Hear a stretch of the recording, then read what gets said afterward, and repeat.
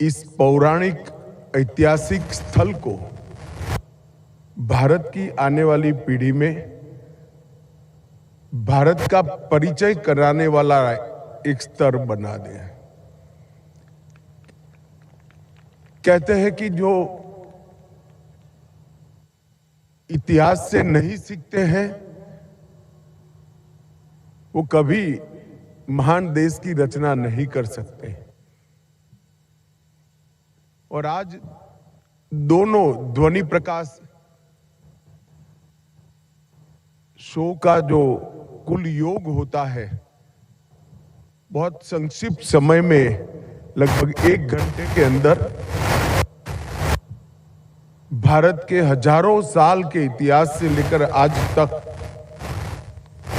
कई सारे बोध, कई सारी सीख, ढेर सारी गौरव लेने वाली बातों को सामंजस्य के साथ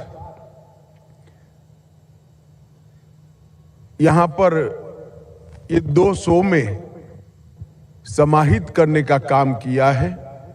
जिन्होंने भी इस शो के पीछे बनाने में, इसकी स्क्रिप्ट लिखने में, इसकी शूटिंग में मेहनत की है, वो पूरी टीम को मैं हृदय से बधाई देना चाहता हूं। मित्रों, हम आजादी के अमृत वर्ष के अंदर एक कार्यक्रम आज से शुरू हो रहा है। मोदी जी ने आजादी के अमृत वर्ष में इतने पुरातन देश को, और जो देश कभी दुनिया में सर्वश्रेष्ठ था, सोने की चिड़िया कहा जाता था, वहां से लेकर आज तक की ये पूरी यात्रा में जिन जिन लोगों ने हमारे गुलामी के कालखंड से आजादी दिलाने में अपना सर्वस्व बलिदान किया है, वो सभी लोगों को देश की युवा पीढ़ी और आने वाली युवा पीढ़ी, हमारे बच्चे जाने। इसलिए आजादी के अमृत महोत्सव के वर्ष में कई नामी अनामी स्वतंत्रता सेनानियों को अनेक कार्यक्रमों की श्रृंखला से युवाओं को परिचय हो, इस प्रकार के कार्यक्रम बनाए। इसके साथ साथ भारत का गौरव, जब कभी भी हम भारत के गौरव से परिचय करते हैं, अपने आप हमारा लक्ष्य तय हो जाता है।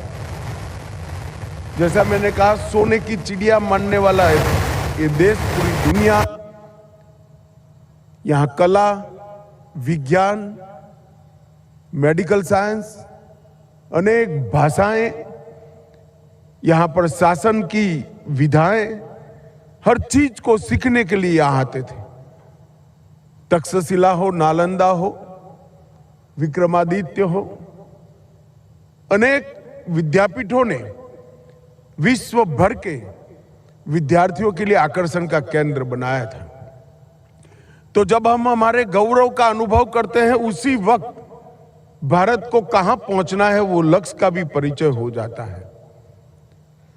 और अब मुझे लगता है कि ज्यादा समय बिगाड़ने की जरूरत नहीं है। मोदी जी ने इसीलिए आजादी के अमृत महोत्सव से आजादी की शताब्दी तक ये 25 साल के कालखंड को अमृत काल के नाम से हम सब के सामने संकल्पित कराया है। आजादी के अमृत काल का समय 75 साल से 100 साल की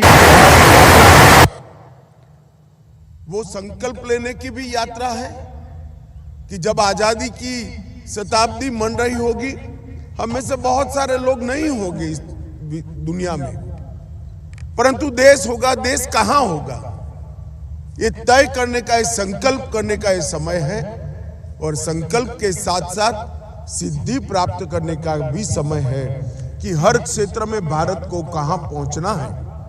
वो जो लक्ष्य हमने तय किया है, ये 25 साल में भारत की 130 करोड़ की जनता के सामूहिक पुरुषार्थ से सामूहिक संकल्प की शक्ति से इस देश को फिर से एक बार विश्व में सर्वप्रथम बनाने का लक्ष्य हमें सिद्ध करना है।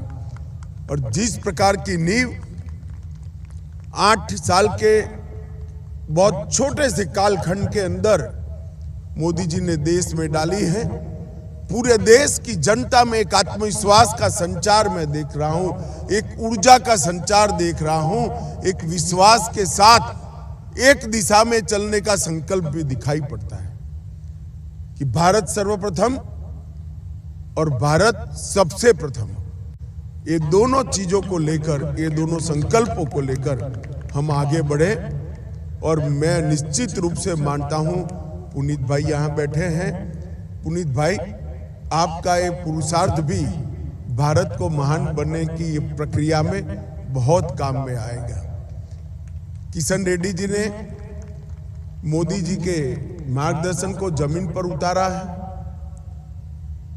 हमारे ढेर सारे ऐतिहासिक स्थानों को इसी प्रकार से बदलकर न केवल